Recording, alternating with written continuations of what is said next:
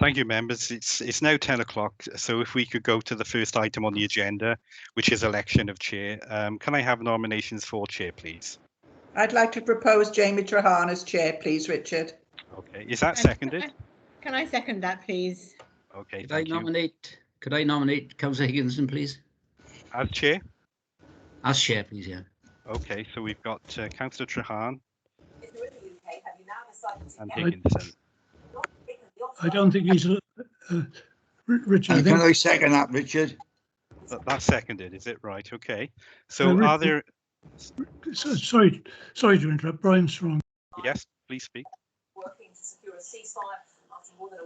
Can hear you, Brian. You're on mute, Brian. Sorry. It's a political decision, I think, this one, Richard.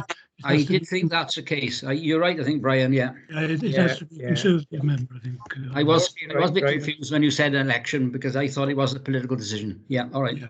Okay, so are you withdrawing Councillor Higginson's nomination? Well, yes, it's a political decision. Yeah, that's okay. Yeah, that's fine. Okay, so we just have Councillor Trahan, which has been seconded. So he's appointed surely, Chair. He's just appointed. Okay, so Councillor Trahan, would you like to take the chair, please? Am I right, Brian? Yes, I think so. Yeah. Jamie, could I speak now, please, Jamie? Yeah, certainly, Brian. Carry on. Congratulations to you on your appointment as chair. I know you'll do a great job. I'm stepping down mainly because I'm not standing at the next election, and I think it would be in the council's best interest to have someone in situ, if you succeed at the next election, to take the office of chair. But could I thank all the officers for all their help and support over the years, to David Jones, Lindro Gorman, Taylor Watts, Lee Beach, Samantha Wynne, and to Ben Davis in legal. They've all been a tower of strength, and I recommend that you use their talents, Jamie, in the forthcoming year. Could I thank also all the councillors for their support and for their hard work and for attending the meeting so regularly, and especially could I thank Jim Higginson for his support. He stepped in whenever I haven't been able to do so. And when the time comes for you to call for nominations as vice chairman, I would like to propose Jim Higginson. So thank you all very much for the past 4 years. Thank you, Brian, and thank you for your service to this committee for the past 4 years. Thank you, members, for electing me chair of this committee. I hope I can do you justice, and the big shoes to fill. Thank you very much. Can I say something, Jamie, please, for a moment? Yes, sorry, Councillor Higginson. Just primarily just to say that it's been a pleasure to work with Brian over the past, I don't know how many years on licensing and regulatory, and indeed everyone else as well. We appreciate that, that there are times when members wish to stand down or whatever, and someone else has to, be nominated to fill their position. So in that respect, first of all, many thanks, Brian, for everything you've done. And Jamie, best wishes for the future.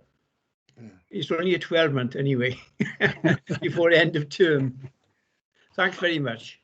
Thank you, Jim. Thank you, Jim. Thank you, that means a lot. Okay, so welcome everyone to this meeting of the Licensing Committee, which has been held fully remotely and in accordance with legislation changes to allow the council to continue to operate in an open and transparent way.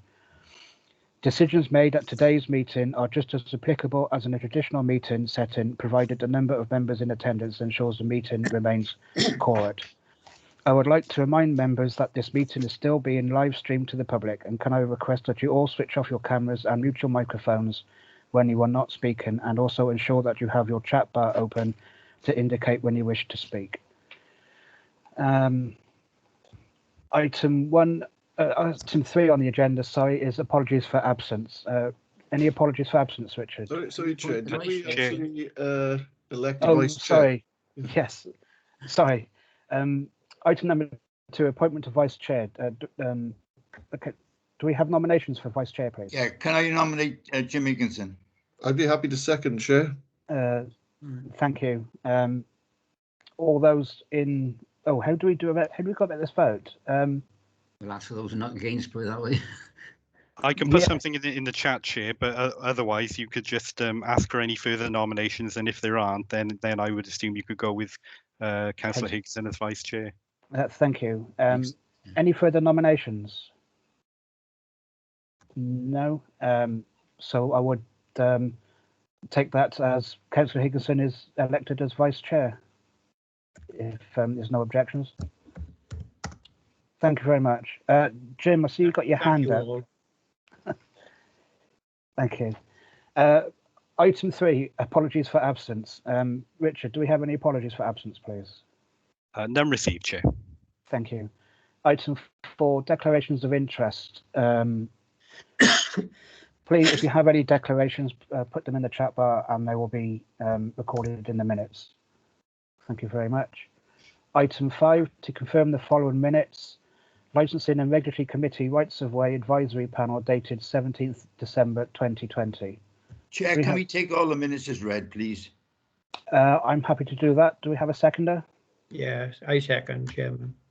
Thank you. Are there any objections to those being received? Chair, could I abstain from the third one? I don't think I was present at that one.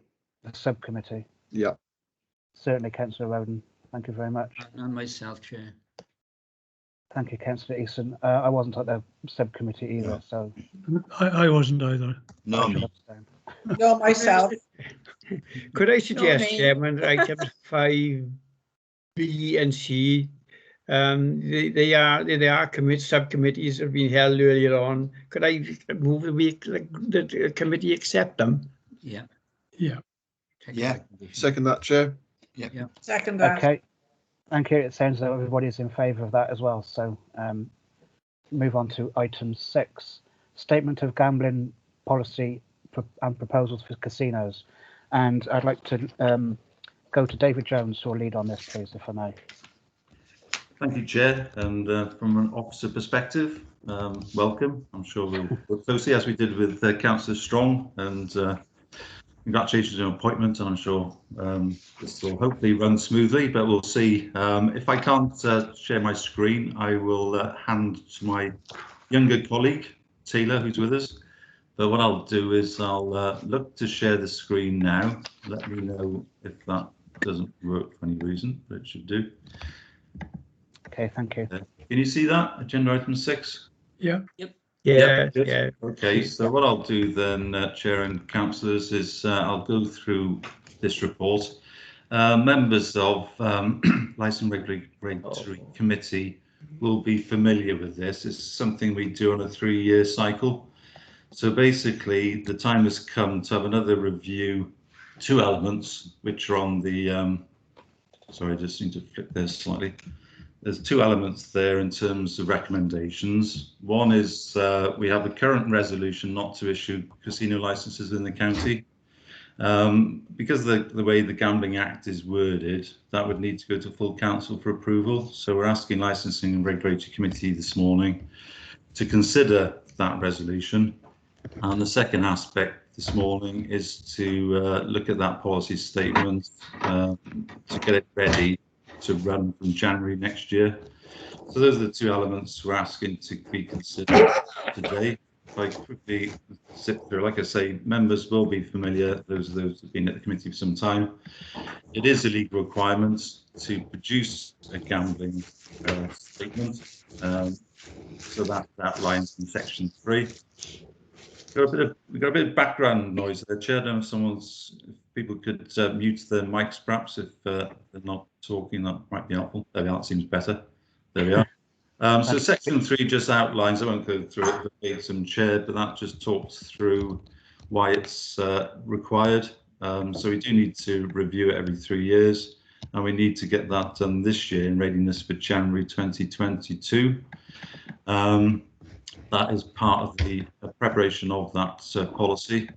But To inform that policy, we do also need to consider whether we are happy to continue that resolution not to have a casino within our county. And then that obviously would be put in as an insert to the gambling policy, which needs to be published next January. So that's what's covered in section 3. Currently, all permitted large and small casinos nationally are in place. So there's no further provision. So we'd have to consider the course of action should an application come forward to Monmouthshire Council. We'd also have to go through a process of obviously consulting with the casino advisory panel should that be needed. So basically that is asking us, are we happy to continue with that resolution not to have a casino within the county, as covered off on the top of pages 14 there. 3.5, the policy in terms of overarching purpose is to prevent gambling from being a source of crime and disorder.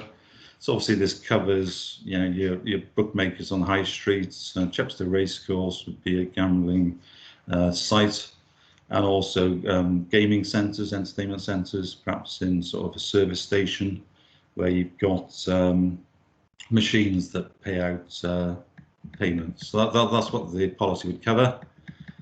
3.6, since its publication last time, it's proved effective. For those familiar with planning committees, it sort of sets what we think is good practice, a bit like a local development plan when you consider planning applications. So similarly, this is our source of reference when we have any applications concerning gambling premises. 3.7, if members have an opportunity to look at the revised policy, you'll see very minimal change. It's something we do regionally, so it is consistent with our neighbours within Gwent. So I think people are familiar with the contents of the current policy. So there's nothing there. The consultation then, so if members are minded to say the content is satisfactory, we'll see if members got any questions shortly. But if that's the case, then we do go to a consultation process as outlined on this page here. So on that one, the consultation process would be a similar format to previous years. Obviously, those chief officer of police, etc., responsible authorities, local gambling businesses would be consulted to see if they've got any comments on that revised policy. Consultation within departments, etc. So that's the proposed timetable, Chair, on 3.12. So this is the first draft of the policy with you today. Then, if that is subject to comments, we would then look to put that out to consultation for 3 months, June, July, August. Then we could bring that back if there's any results of that consultation with the trade, etc. In September, so we got that on the timetable. Then that would need to go to full council in November for sign off and approval, legal notice in the newspaper, and then that would then give us the timescale to publish that gambling policy as is required legally in January. So that's the timetable we propose.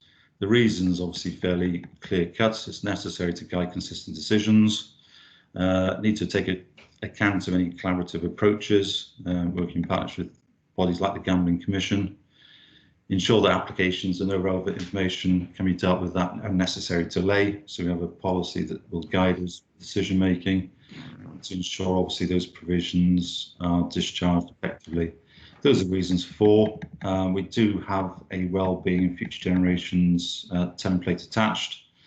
Officers would suggest that it's a positive, both the policy and the resolution not to permit casinos have a positive impact.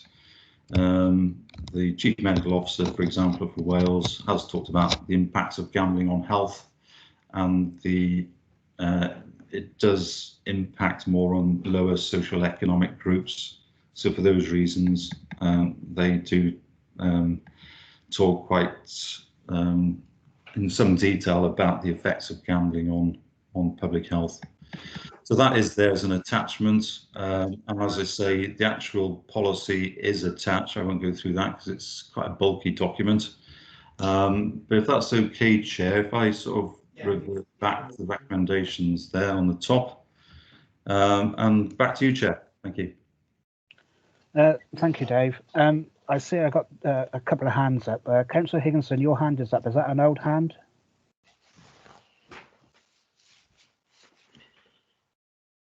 Jim, is that a? Do you have a question? Sorry, I just had to leave my seat for a moment.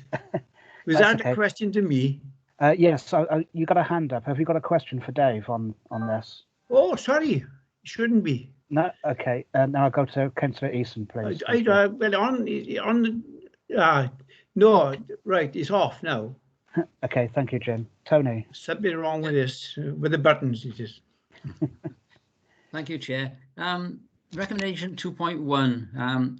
Members consider whether to retain the current resolution, blah, blah, blah. If this committee has a resolution which is unanimous, would it be beneficial, because it's a cross-party body, that we don't need to take that to full council? Because if it's a contentious issue, then it would go to full council. Can that be modified, or would it be mindful to be modified that if this committee is unanimous in the decision, that it wouldn't really need to go to full council, or just need nodding through?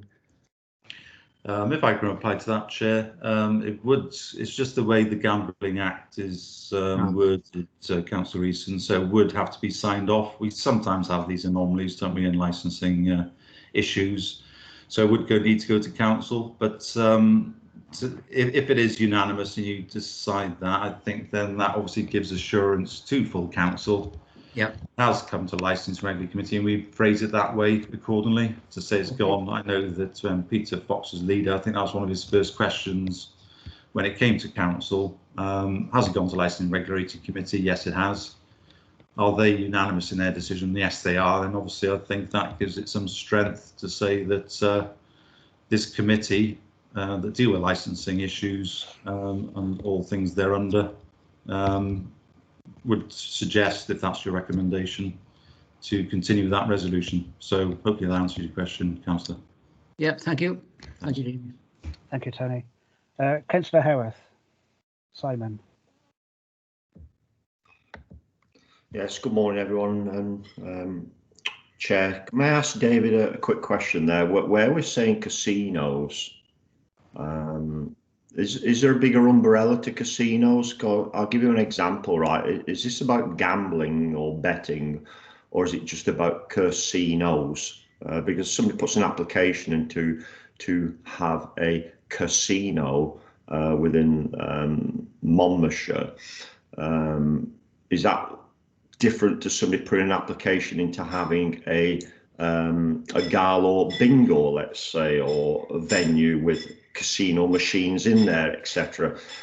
I just look at the remit here. It's okay to say, yeah, we'll rubber stamp that now, and then it goes to full council. It'll be just a formality. But there are things which you have to think about. I mean, somebody brought to light to me is playing bingo or gambling. And when you think about the bigger picture about all this now, and it makes you think, it is. Bingo is gambling, but I love playing bingo, and probably everybody you talk to loves playing bingo. But it is gambling. So if you had a bingo venue, i.e. like I'll just use Gala, but there are others out there, would that mean then we would put a blanket on lots of things? I just need to, because that'd be one of the questions you'll get asked in full council, is there a bigger picture with all this, or is it casino? What is the definition of casino? Thank you, Chair. Yeah, thanks, Councillor Howarth. So 3.3, I think, talks about what the casinos are. These are big casinos, you know, London, Blackpool. Le Croupes in Cardiff would be a casino, roulette tables, blackjack, that sort of thing. Doesn't cover the sort of bingo type premises. So they are defined. So 3.3 talks about central government's advice of the Casino Advisory Panel permits 8 large and 8 small casinos, but even the small casinos are big type casinos, tend to be in cities because there's some infrastructure required to support a casino. So it wouldn't cover your sort of bingo type scenarios, those would be processed as per usual under the Gambling Act. So there is a definition of casinos. I couldn't tell you exactly where it is. I should have said, Chair, that Linda's unavailable today, so there will be a definition. But if you want us to come back exactly what those sizes are, but they are sizable premises. You know, they'd be big casinos, and I can only think La Croups is the only one that springs to my mind.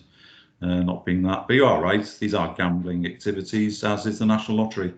Any online stuff, just so members are aware, that is covered by the Gambling Commission. We don't cover online gambling. So there's all raft of what we understand would be gambling. So purposes of ours is generally high street betting shops, those family entertainment centres, and things like Chepstow Racecourse. We've got totes, haven't we, in terms of horse racing. So those are sort of things that our gambling policy is geared towards. Hopefully that helps. Thank you. Chair, may I just then, can I just come back in, Jamie, then? So really then, we need to tighten that up then. When you're saying, you're talking about the big venues, you know, I know my local football club had a casino night some years ago now, and I know they had to apply for a licence for it. It was one of these things going round.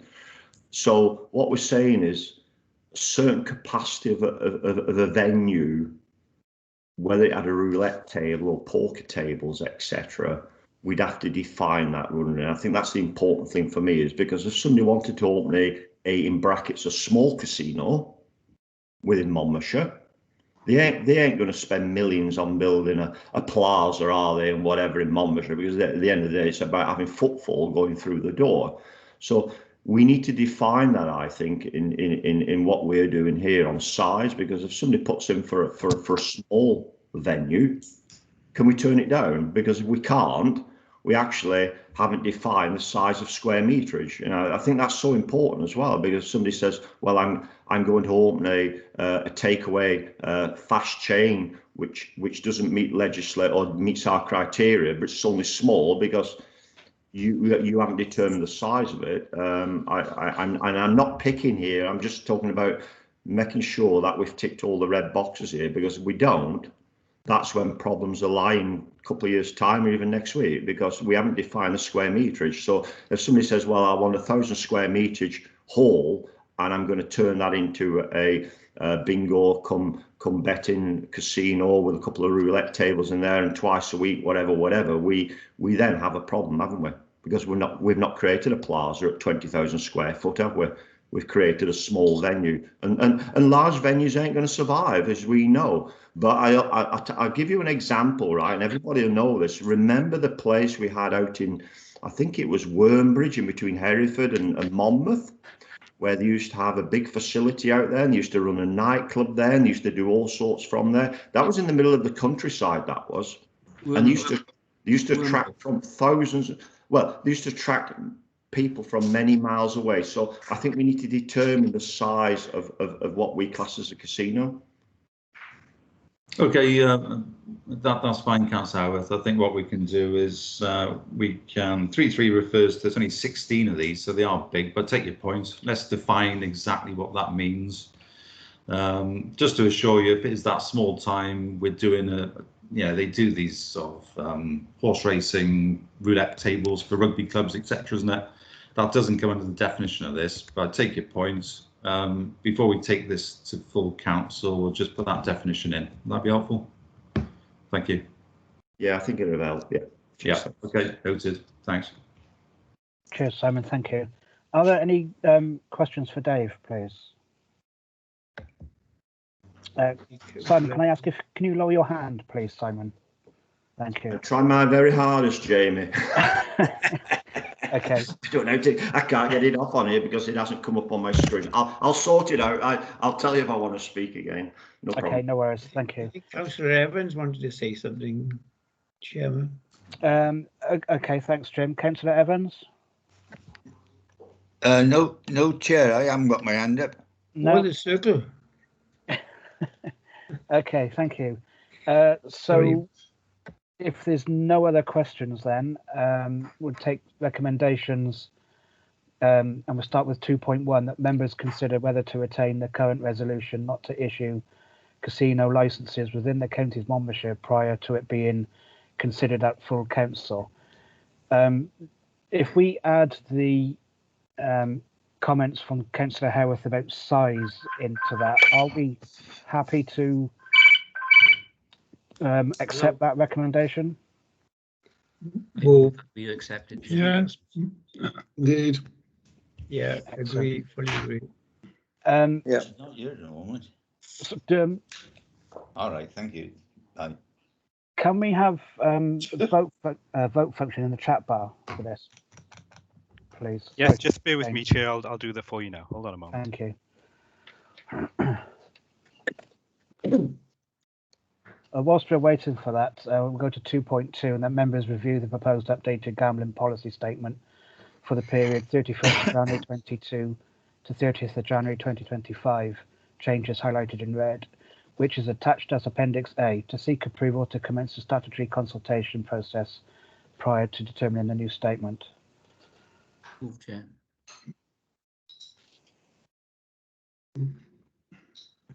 Ooh,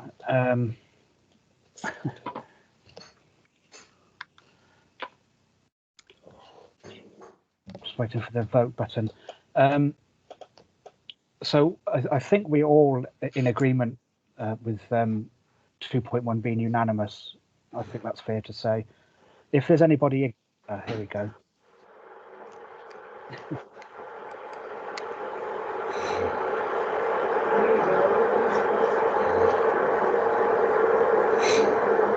Could somebody mute their microphone, please? Chair, can you speak up, please? Yeah, sorry, Councillor Evans. There's background noise. Can people make sure they're muted, please?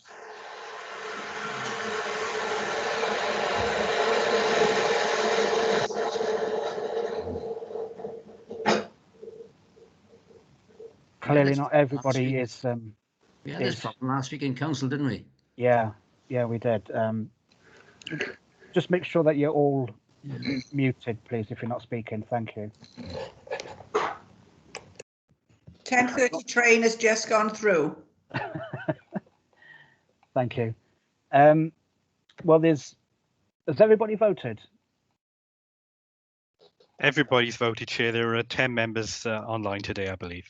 Okay, thank you. And that's unanimous, so that's carried. Thank you. And recommendation 2.2. Members review the updated policy statement and to seek approval to commence the statutory consultation process. Are we all in agreement with that as well, members? Yes, Chair. Chair, I am, Chair. Yes. Yeah, Yes. agreed, fully agreed.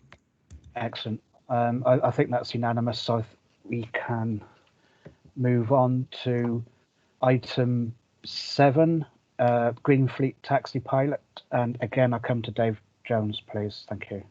Thank you, Chair. I'll try and get the report up again, which is this one. So hopefully you can see that and get in the right spot. Page 8. Yeah, I want to see that. So that was the gambling policy. So I'll just get to the right spot now, which is here, I think. Okay, thank you, Chair. So this one then, I've gone a bit too far. There we are. It's up a bit. Yeah, sorry, it starts on. Here's the current report. Right, thank you, Chair. So this, the purpose of this report is to amend our current taxi and private driver policy conditions 2020 to permit the Welsh Government Green Flag Pilot Scheme. So 2 aspects. One is to permit the usage of that livery that Welsh Government and Cardiff Capital Region seek. And we'll have a picture at the end, which I'll get to shortly. And the second aspect is to permit that change from the roof lights. Members will be aware that our current policy advocates that you have taxi, spelled Welsh, TACSI, forward facing. This, because it's a national scheme, they've gone forward with taxi forward-facing English version. So those are the 2 issues that would need amendments to existing policy, otherwise these vehicles would not comply with our current policy. So there are those two slight amendments we're seeking approval from members this morning. Just a way of update, Welsh Government have now delivered these two vehicles since Linda put this report together about a week ago. These two vehicles, trial vehicles, have now arrived in Raglan. So we are awaiting further instruction from Welsh Government as to the detail. The devil's always in the detail as to how we manage them, where the charging points are, etc. So basically, the two vehicles have already arrived for trial, and they're currently sat in Raglan Depot. So Section 3 gives the background. Obviously, Welsh Government are keen to promote their green agenda, and one of the aspects is to an initiative, try before you drive, before you buy, sorry, initiative, allowing taxi drivers to try out these vehicles. They are fully electric, they're wheelchair accessible, and they can have it under the terms of this scheme. They can have them for 30 days free of charge. So that will include free electric charging, insurance, vehicle licensing, breakdown cover will all be funded by Welsh Government. So I know that Linda is currently awaiting that further guidance from Welsh Government as to the detail as to how that will be administered. Obviously, from a council perspective as well, we just need to ensure that those charging points are suitable. They are around the county, so that obviously if a taxi driver does wish to take up the initiative, and I'm sure there will be a lot of interest, then obviously as a council we need to ensure that that's viable in terms of charging points. So that's where the conversation is currently, both with Welsh Government and with colleagues in operations and other sections.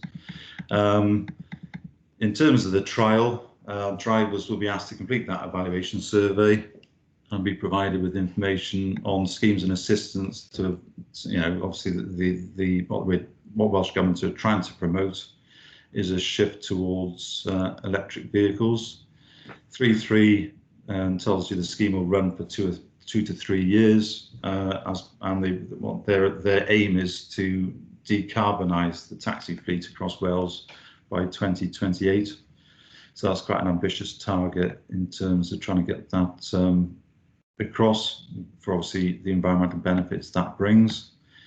3.4, they are of a hackney carriage design under the Miscellaneous Provisions Act. However, as it says at the end of that paragraph, all our drivers have dual purpose licenses, so it does allow them to drive both private hire and hackney carriage vehicles equally, so that wouldn't prohibit one side of the users.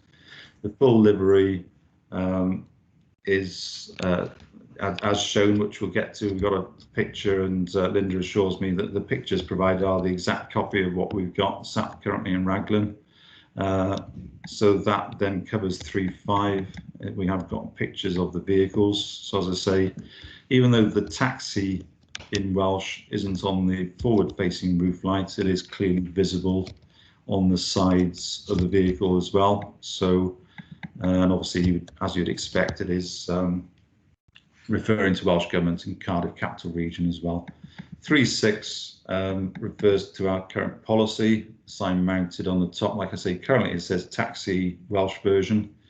And this then obviously asks us to use the TAXI version. So there's a slight amendment required to allow for that. The reasons there in Section 4, Welsh Government clearly supports the drive for zero emissions by tailpipe by 2028, and the change to existing vehicle specification is considered relatively minor in the scheme of things, 2 minor amendments to what we got. So that's the livery issue and the taxi forward-facing roof light issue as well. So those are the reasons for it. Well-being, future generations. So Linda has completed the form. Officers suggest that that is a positive impact, increases the amount of licensed accessible vehicles in the county, and clearly in terms of protecting the environment, we would seek to encourage zero emission vehicles as best we can. So I think, Chair, I don't need to say any more in terms of the covering report. I will just show members the picture. So Linda, I haven't seen the vehicles myself, but Linda assures me that's an accurate picture of the vehicles that will be supplied. Well, they are with us now. So as I say, the taxi is in Welsh on the side. It's got the disabled stick on there as well, and obviously 100% Trident. My Welsh isn't too good. I presume that means electric for those Welsh speakers amongst us. So basically, that's what it looks like.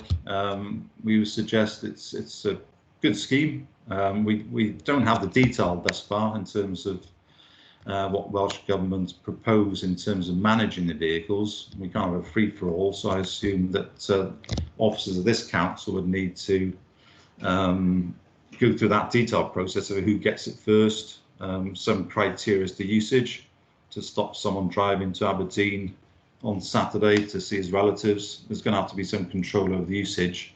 But I think, yeah, a positive report, hopefully. And if I go back to the recommendations, Chair, I'll hand back to yourself. Thank you.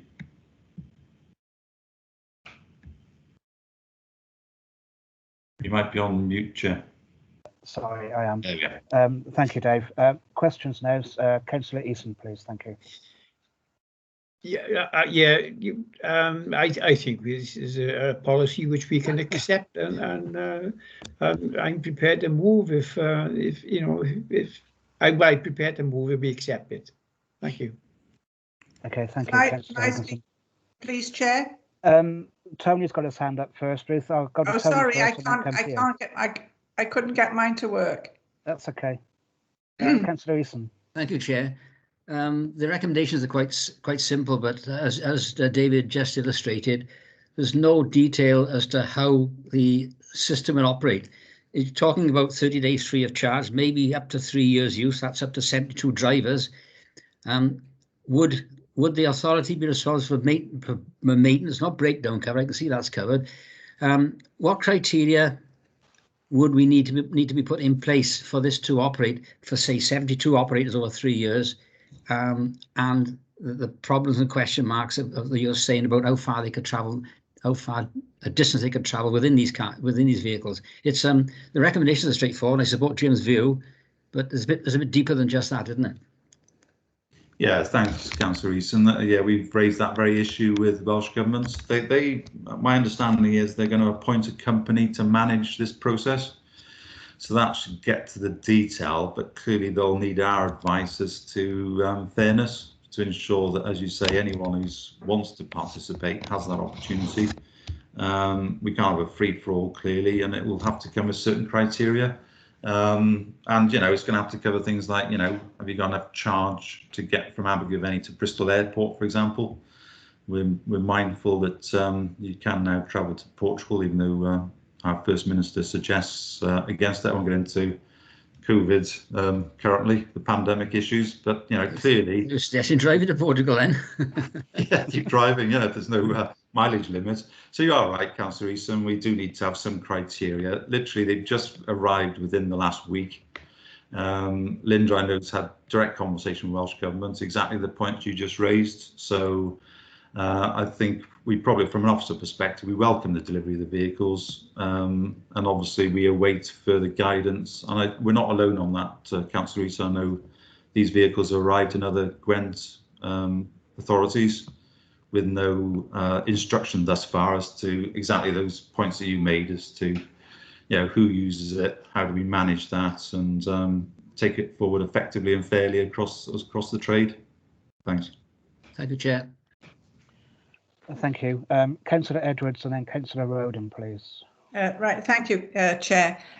You've got taxi written in Welsh on the side, not in English. I know I fully agree with most of the report, but I think that's confusing because, I presume that Welsh speaking is still in Monmouthshire, is in the minority. So I can't see why we can't have English as well as Welsh on the side of the taxi.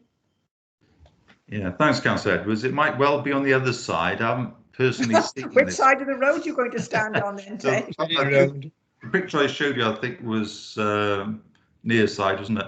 Pavement side. I think the offside, I would imagine, is taxi. I don't know offhand, but we can double check that. But, obviously we're mindful of the Welsh language I can understand that, but I should think in Monmouthshire the majority speak English and not Welsh.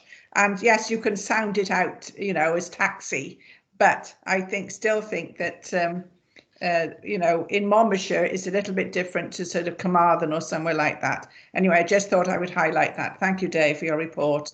Yeah, fair comment. Thank you.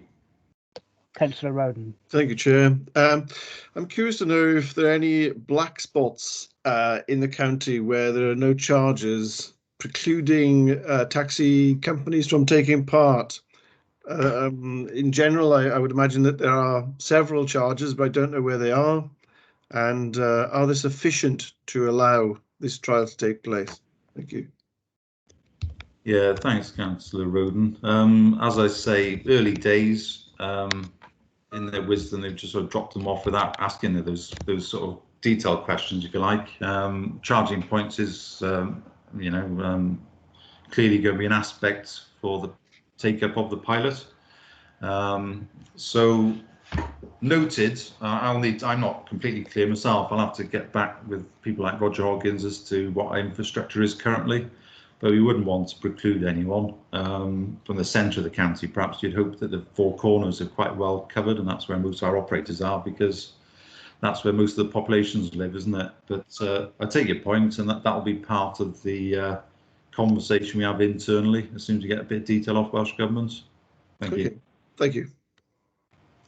Thank you, Councillor Roden. Any further questions or comments, please? Okay, thank you. You'll see in the chat bar is the vote button, so if you could please submit your vote, be very grateful.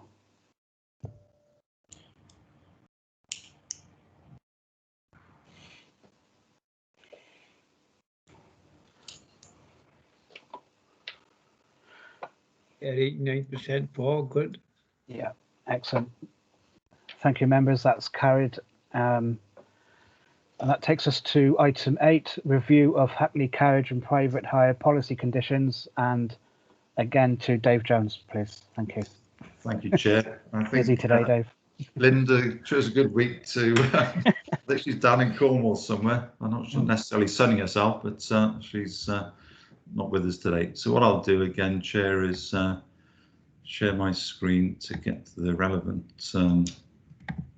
documents. So we're now on to, as you say, agenda item 8. So if I get to the right spot, and then I'll talk members through that, which is here.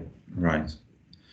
Thank you. So yes, as introduced by Councillor Trahan, this is a report that covers, it's an update really in terms of Hackney carriage and private hire policy conditions.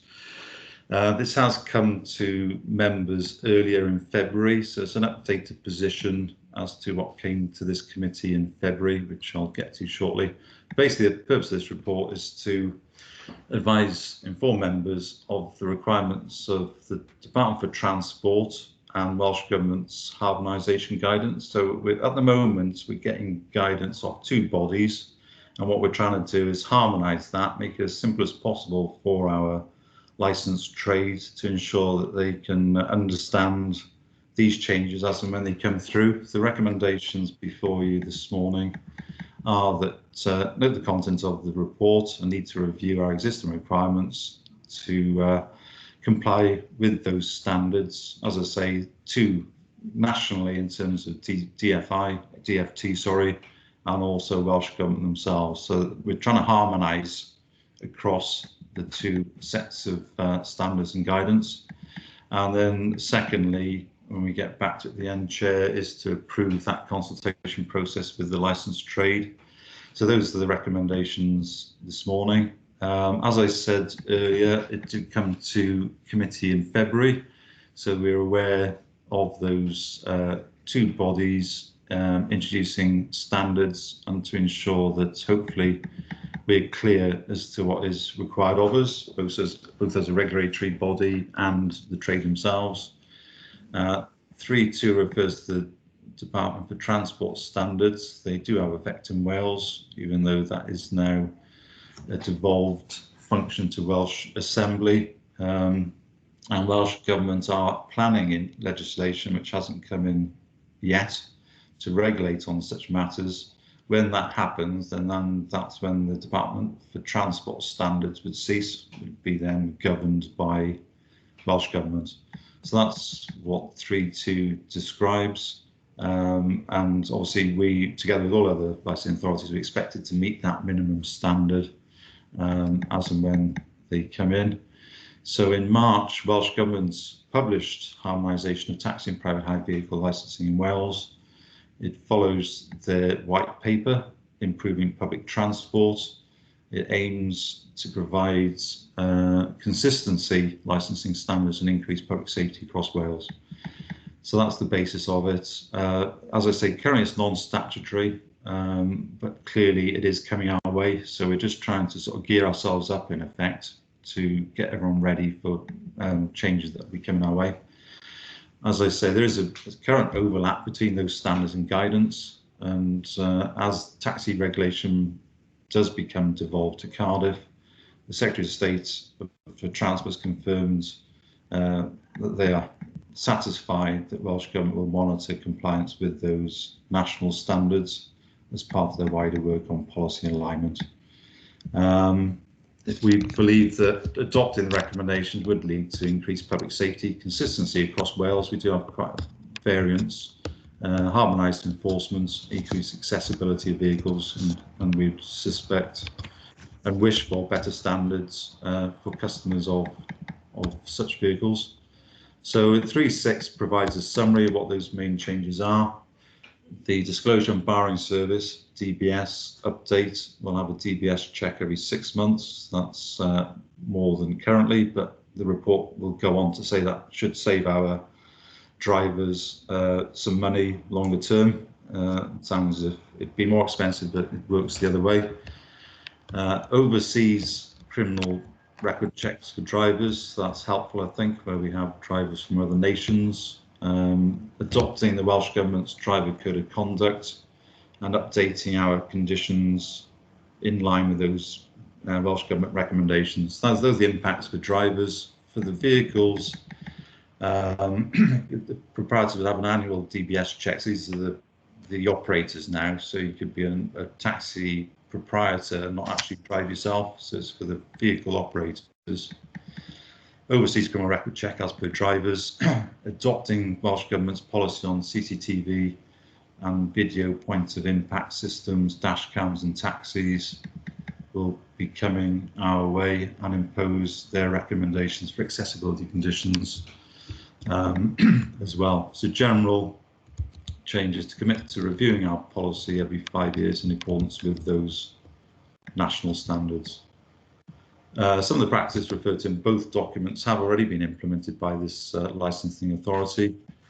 Examples include the National Register for Revocations and Refusals and the Driver and Operator Suitability Policy.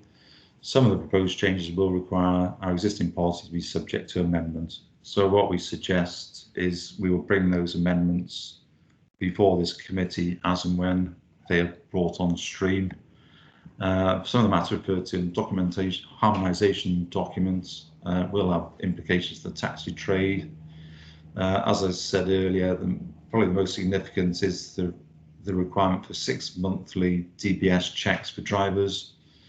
Another change relates to increased criminality checks on their staff, and also the Group 2 medicals will require minor amendments to enable certification from the applicant's GP or other doctor with access to medical records.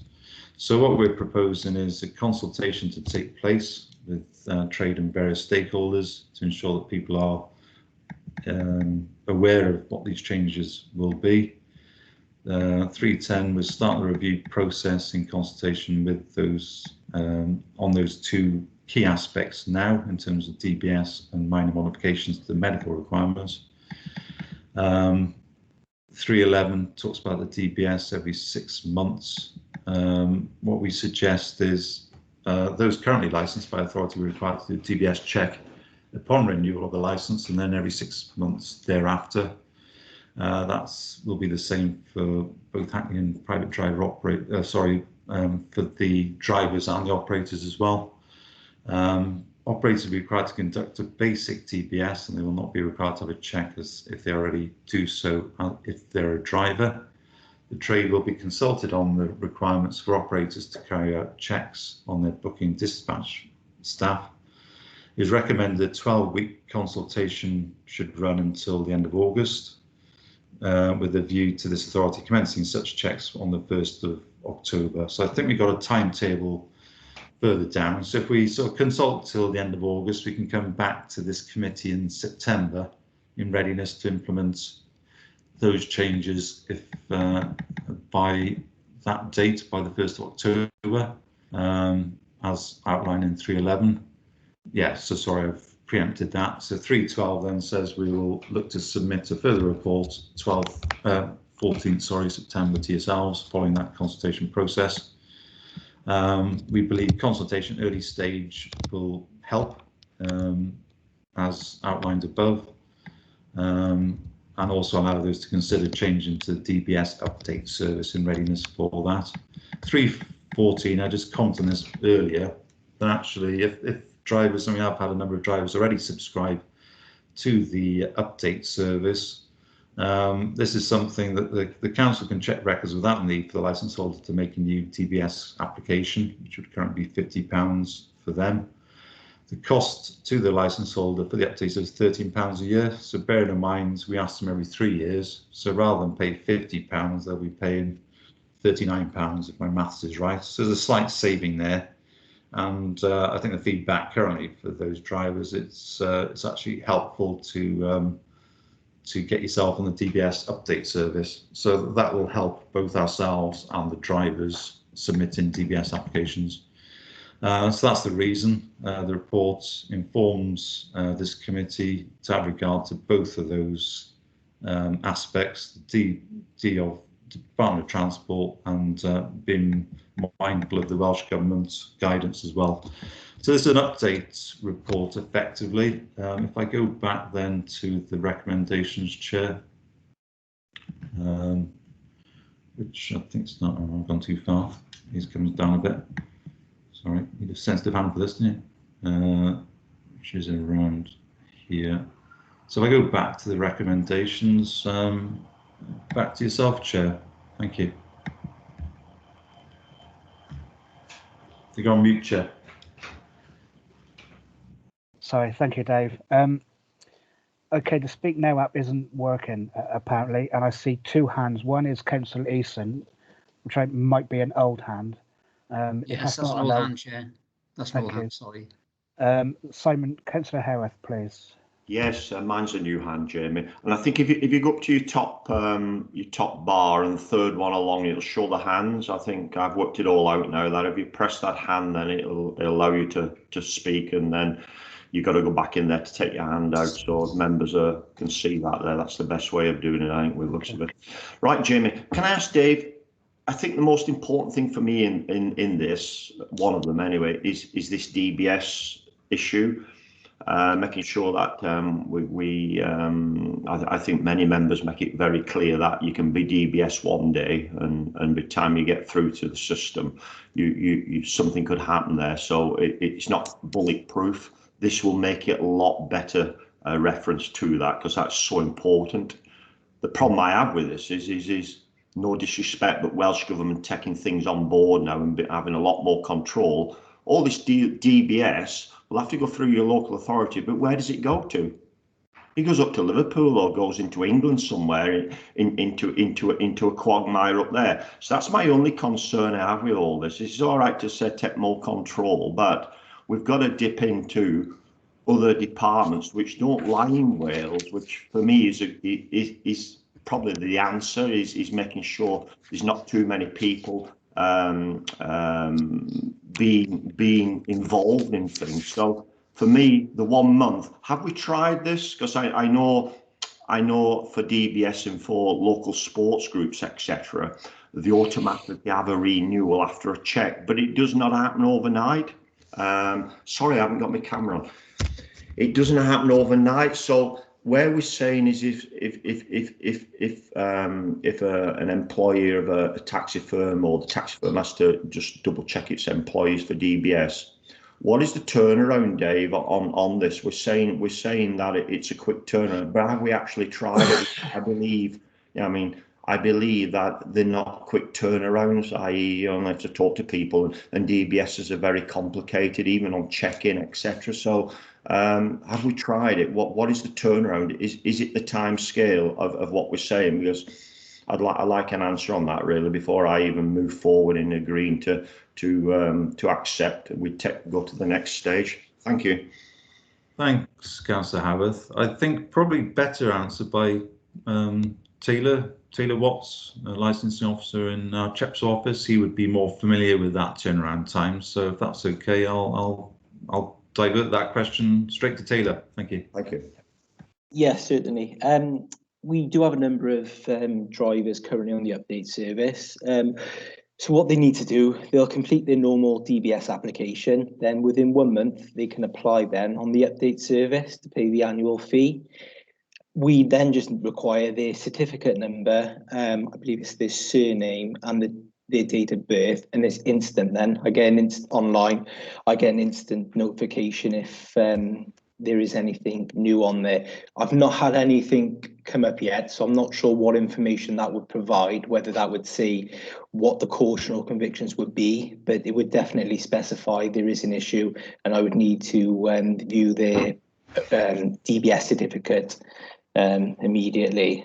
So for the actual update service, you do get an instant response on there, but with regards to what it specifies, I don't know, but it will give me an indication of if there's an actual issue. So yeah, to answer your question, it is instant on the update service. Okay, thanks. That does give me concern, because i.e. things can happen, i.e. within certain timescales. I just like within the report, then on the final report, is give us an abbreviation after contacting Dave Jones Taxis, who have employees on whatever automatic database checks or whatever. Just give us an example within the report, and that person will give me confidence that the system for carrying out this is bulletproof, because that's what it's about for me. It's all right to change things, think it's going to be for the better, but I need an example. I'd like to have an example of it being, yeah, that is spot on. Then I've got no issues with that, because it's like hitting the button on your on taxing your vehicle or doing a sawn or whatever. They instantly come through, but that's not bulletproof. I.e., I'll give you an example. Last week, DVLA in Swansea was on strike. Nobody could tax the vehicles. Nobody could do anything on a sawn, because they couldn't get the return forms, i.e. logbooks weren't returned, etc. in the post to put your valid codes through. So everything's not bulletproof. But I think for taxi drivers to know that their DBSs will be done quite quickly within the report, I think it would be a great example of showing how quick it is, to be honest with you, which makes it bulletproof. Thanks, Chair. Yeah, thanks, Councillor Haworth, and thanks, Taylor, for his response on the front line. So that's helpful. Just to add to that as well, obviously, the consultation will give us more time to give examples, Councillor. So if we're running this now for 3 months up until the end of August, that will give us some more intelligence as to how it's working. More people will come on to the update service, as outlined by Taylor. So I think when this comes back to this committee in September, 3/12 on the report, we should be able to give some examples as you request. So that'll be fine. We'll do that. Thank you.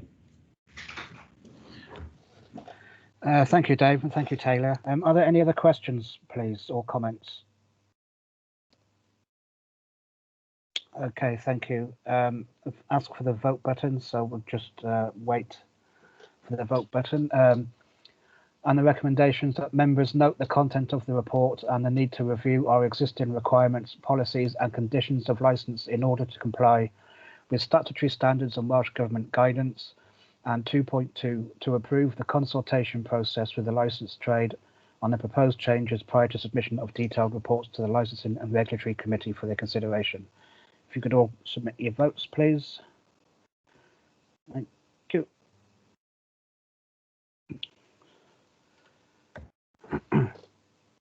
And that's carried. Thank you, members.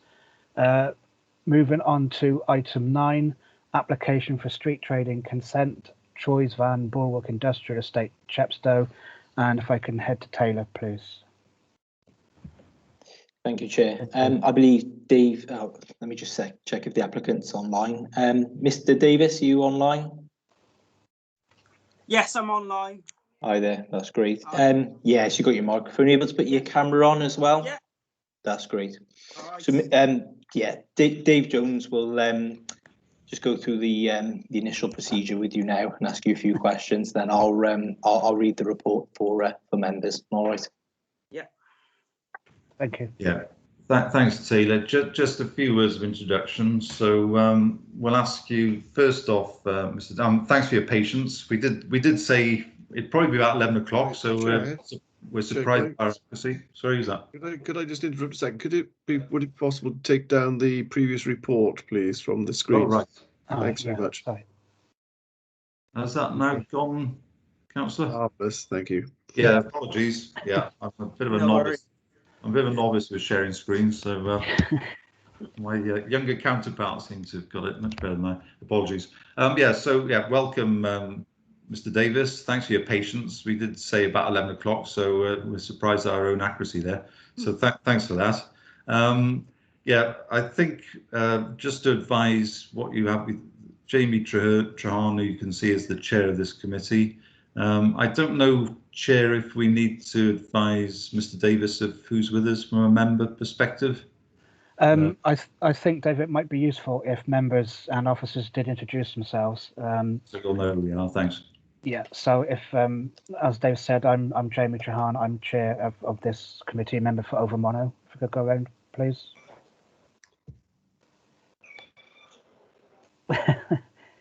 Chair, shall I go next? Yes, please. Councillor Richard Roden, member for Dixton with Osbaston in Monmouth and member of this committee. Thank you. Councillor Howarth, member for Llanelli Hill, Clydach and Gilwyn.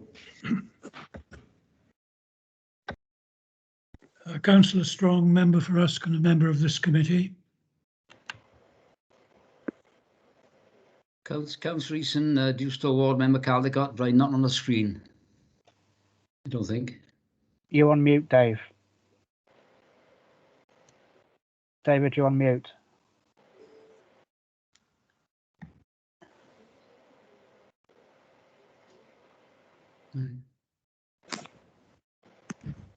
Councillor Edwards, would you like to introduce yourself? Thank you very much, Chair. County Councillor Ruth Edwards, elected member for Lintilio Cresceni Ward and also the member of this committee. Thank you. Councillor Lane. Councillor Reverend Martin, member of this committee and councillor for the Mardy Abergavenny. Councillor Dave Evans, member of this committee and a councillor for West End Ward, Caldecott.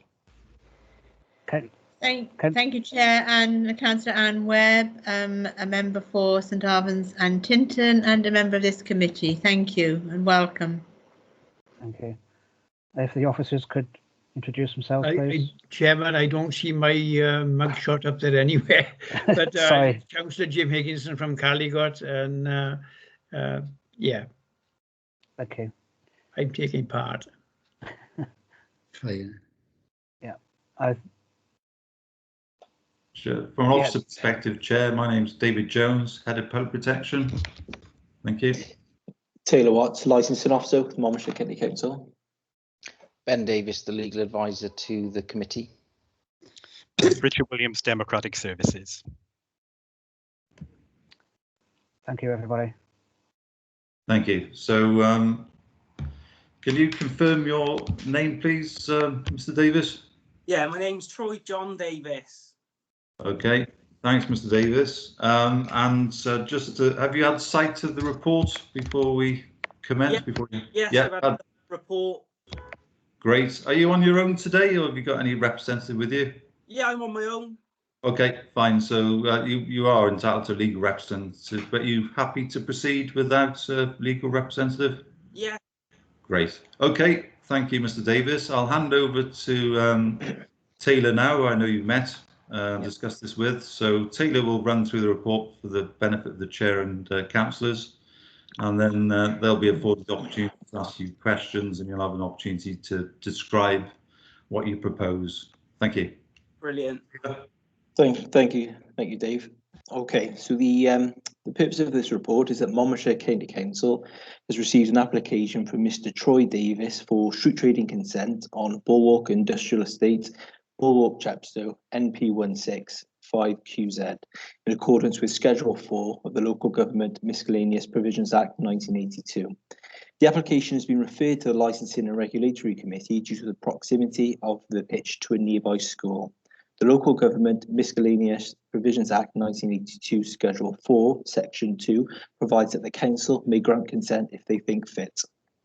The recommendations of this report are: it is recommended that members consider and determine whether to issue a street trading consent for 12 months, to issue the street trading consent for 12 months with additional conditions to that prescribed within Monmouthshire County Council's street trading policy and conditions dated 9th of February 2016, or to refuse to issue the street trading consent.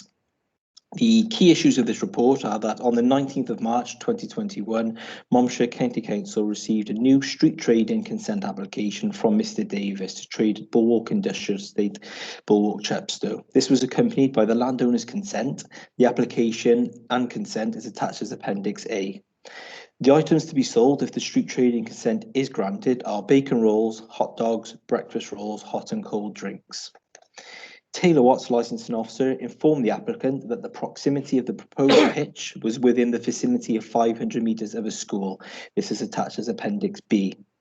And that it conflicted with the current street trading policy dated 9th of February 2016, which has been adopted by Monmouthshire County Council. This policy is attached to the report as Appendix C. Mr. Troy then confirmed he had considered the policy and is aware of this and still wished to proceed with the application. Licensing conducted a consultation period of 21 days, requesting comments from consultees by the 19th of April 2021. No objections were received following the consultation email or the reminder email sent on the 12th of April 2021. The relevant parts of the street trading policy dated 19th of February 2016, referred to in sections 7 and 12 above, states the following respectively. The use shall not be permitted within 500 metres of the boundary of any school or college whilst pupils attend the school or college unless otherwise agreed in writing by Monmouthshire County Council. Proximity to schools and college. No street trading consents will be granted for trading at locations within 500 metres of its boundary whilst pupils attend the college or school unless otherwise agreed in writing by Monmouthshire County Council. Monmouthshire County Council has designated all streets as consent streets. For example, consent is required prior to trading taking place. Monmouthshire County Council's street trading policy aims to create a trading environment that complements premises-based trading, promote fairness and consistency across the county, improve the local environment, be sensitive to the needs and concerns of residents, involve local communities in the street trading decisions, control street trading through fair and proportionate enforcement procedure.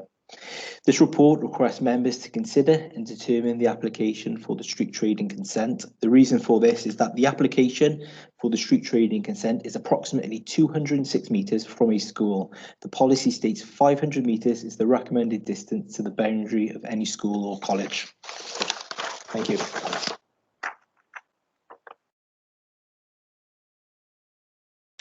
Leave you on mute, Chair.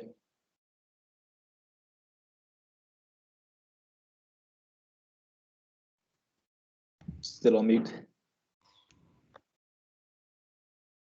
Sorry, thank you. Apologies, everybody. Mr. Davis, is there any comments you would like to make, having heard that report, please?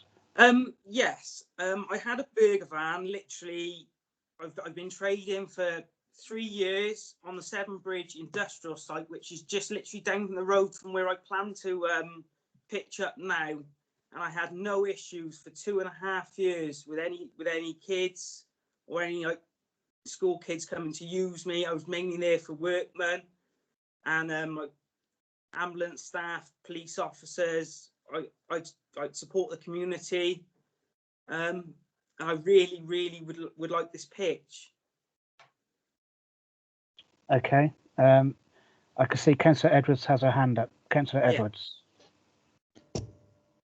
Good morning, Mr. Davis, and thank you, Chair. Good morning. I believe it says while they're attending school. Does that mean from 8:30 till 4 o'clock, and you could trade outside those hours? Because it states in that report about attending the school. I'd like some clarity on that, please, if the officers can give it, maybe. Thank you. Yeah, that's fine, Councillor Edwards. Yeah, that's basically what the report says. I assume I wasn't in licensing when the report went to consultation, but that would be for many pupils who can leave the school to obtain this for maybe their lunch or breakfast. So that's why that report indicates during these school times only. So that's the reason why it's within the report. And so as the nearest school is 206 metres, if maybe worth noting it's a primary school, the secondary school is not within 500 metres, nor is there a college. However, it doesn't specify in the policy that it needs to be a primary school or a secondary school. Okay. Thank you. Councillor Roden and then Councillor Eason, please. Thank you, Chair. Amongst the consultees, Mr. Watts, was the local primary school included? They are not a statutory consultee. The local ward member is. They would have been consulted on, although it's not. Neither is it a public. It's not advertised in the same way a premise license would be advertised by having a display on the window and also in a local newspaper. But no, the local ward member would have been consulted on the application, and no comments were received. Secondly, is the pitch visible from the school? No. The pitch have a footfall pass to the people going to the school? No. Okay, that's useful. Thank you very much, Mr. Davis and Mr. Taylor. Could I just add, sorry, Chair, perhaps I should have put my chops on that. Yeah, just to add, I mean, I think there's a clear differentiation between the primary schools situation and the secondary schools. Secondary schools clearly go out at lunchtime, so I know that Mr. Davis will be open that time, but a primary school isn't. So you will not have primary school children, for obviously safety reasons, wandering around Bulwark no. at a lunchtime. So that's not an issue in terms of Pembroke Road School. So it is in the policies, we say, as Taylor Watts has outlined, but I think there's a clear differentiation there in terms of access, because obviously the primary school children will not be walking around Bulwark for obvious reasons of a lunchtime, unlike Welsh Street Comprehensive School, and it's some distance away from that, certainly far in excess of the 500 metres stipulated. Thank you, Chair. Thank you, Dave. Councillor Eason. Thank you, Chair. Yes, I know Chepstow fairly well. I know Bulwark fairly well, and I take it this is the one where the industrial estate is where near Domino's pizzas and where they repair buses. Yes. Yeah, I see that this school is 200 metres as a crow flies. Is that correct, Taylor?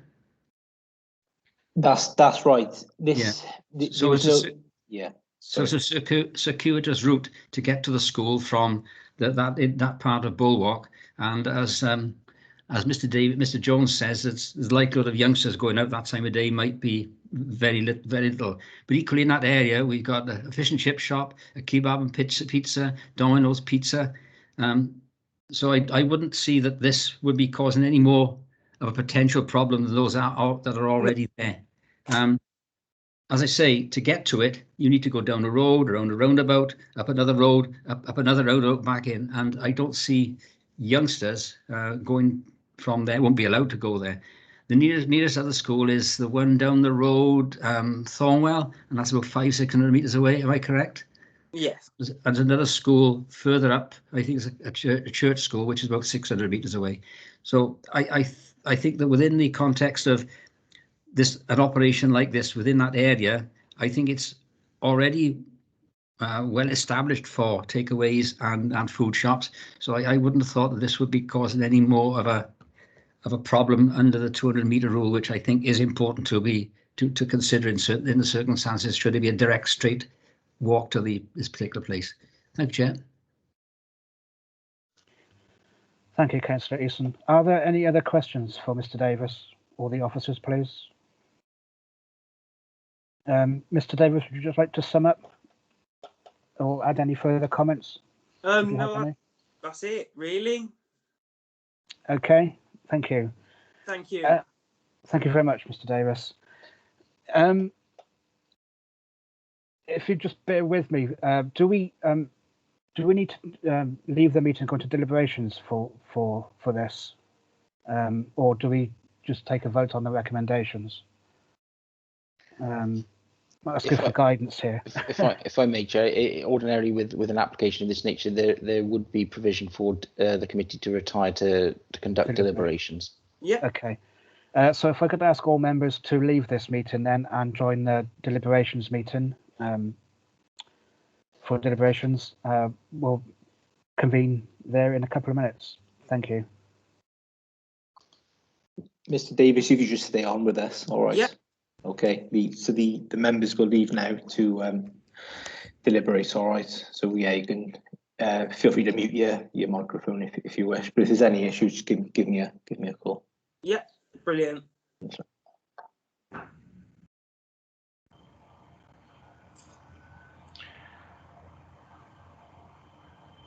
Thanks, Taylor. No problem, Dave. Have we got Rebecca Tanner? Is she with us? Not yet. I mean, I'll give her a call now to invite her in so she's ready. I guess we should. Is that all right? Yeah. Say if she's on standby, then hopefully we'll get to the next item pretty quick. I'll give her a call Hi guys, now. can I ask you to mute your microphones, please, while we've got the meeting adjournment sign up? Thanks.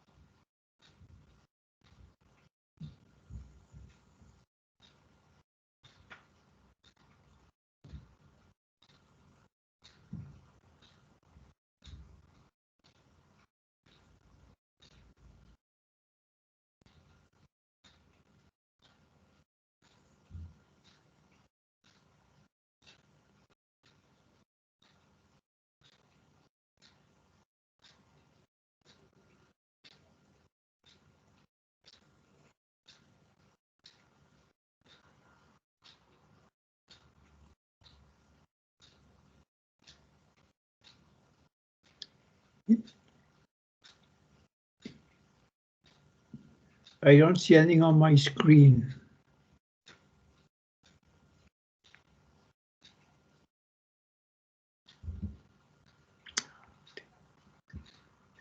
Ooh.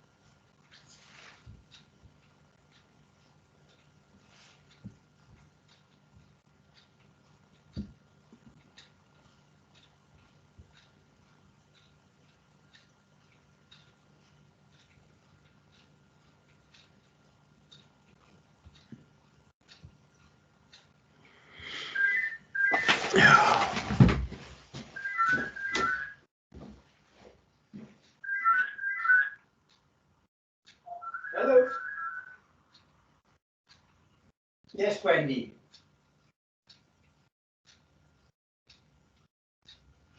Wait a second. Just a second, please.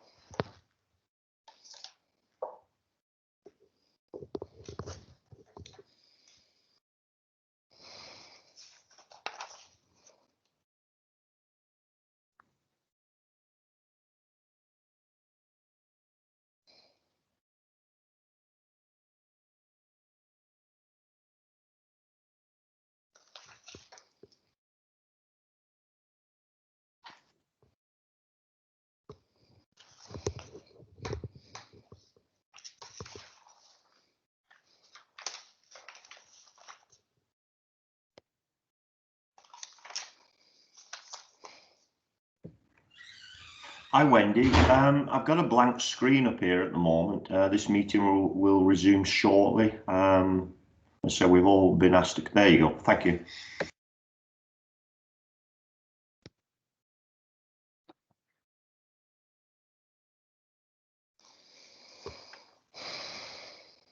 Right, just give it a couple of minutes, make sure everybody's back in.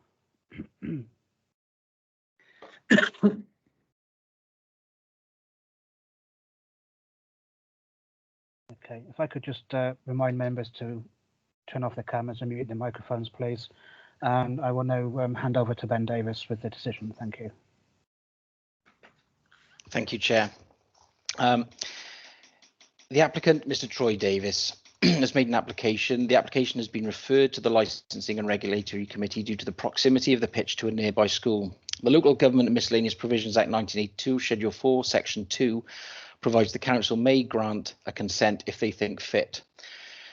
The Licensing and Regulatory Subcommittee has considered the application from Mr. Davis for street trading consent on Bulwark Industrial Estate, Bulwark, Chepstow, in accordance with Schedule 4 of the Local Government Miscellaneous Provisions Act. On the 19th of March, Monmouthshire County Council received a new street trading consent application from Mr. Davis. This was accompanied by landowner's consent. The application and consent is attached at Appendix A to the officer's report. The items to be sold if street trading consent is granted are bacon rolls, hot dogs, breakfast rolls, hot drinks and cold drinks. The opening hours are to be between 8 AM and 2 PM, Monday to Sunday, 7 days a week. Mr. Watts, licensing officer, informed the applicant that the proximity of the proposed pitch was within the vicinity of 500 metres of a school attached to Appendix B, and that it conflicted with the street trading policy dated 9th of February 2016. The distance from the proposed pitch to the nearest school is 206 metres. The policy is attached to the report Appendix C and has been considered by the committee. Mr. Troy confirmed he had considered the policy and is aware of this and still wished to proceed with the application. The licensing committee conducted the licensing department conducted a consultation period of 21 days, requesting comments from consultees by the 19th of April 2021. The committee notes that no objections were received following the consultation. The committee notes that Monmouthshire County Council has designated all streets as consent streets, i.e. consent is required prior to trading taking place. The committee has considered the report prepared by Mr. Watts, licensing officer, and the annexed documents. In particular, the committee have noted the following: an appropriate consultation process was followed and no objections were received. The committee have considered the information provided by the applicant within the report and the representations from the applicant at today's hearing. In particular, the committee notes the following: the local schools are primary schools, therefore local children will not be off school site during break times, particularly lunchtime. The committee have been able to ask the questions they felt relevant. In reaching a decision, the committee have had regard to the following: Monmouthshire County Council street trading policy. Monmouthshire County Council street trading policy aims to create a trading environment that complements premises-based trading, promote fairness and consistency across the county, improve the local environment, be sensitive to the needs and concerns of residents, involve local communities in street trading decisions, control street trading through fair and proportionate enforcement procedures.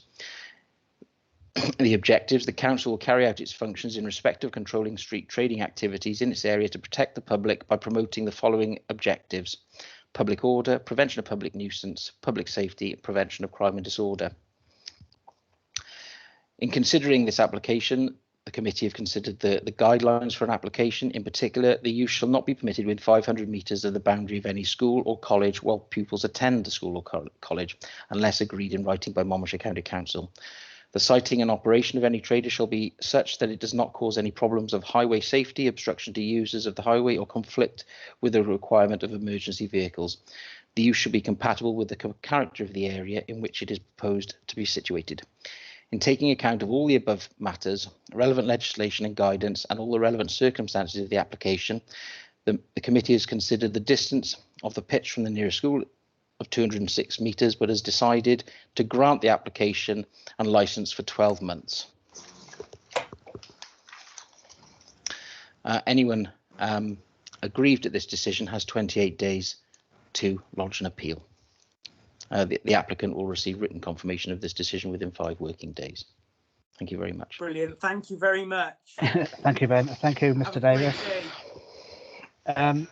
Well, congratulations, and we wish you all the success for the next 12 months. And thank you very much. Thank you very much.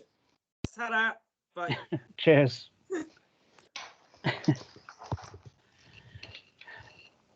Thank you, members. That takes us on to item 10, to exclude the press and public from the meeting during consideration of the following item of business in accordance with section 100A of the Local Government Act 1972 as amended. Chairman. Yeah, I move, Chairman. Okay, thank you.